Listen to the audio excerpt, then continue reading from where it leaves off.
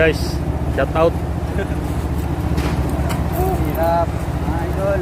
Yan ang buhay ng mga pobreng Pilipino. Hindi ka na pera ng flood control. Oh, Mga...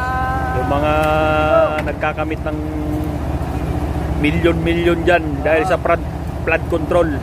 Hirapan kami magpala dito. Ito yung trabaho ng mga ninakawan nyo. Ito, yung tax namin, balik nyo. Ito yung mga trabaho ng mga ninakawan nyo. Ayan o. Maawa naman kayo. Naghihirap yung nagbabayad ng tax tapos nanakawin nyo lang. Ito yung trabaho nila o. Gaano kahirap. Oh guys. Kaya maawa naman kayo.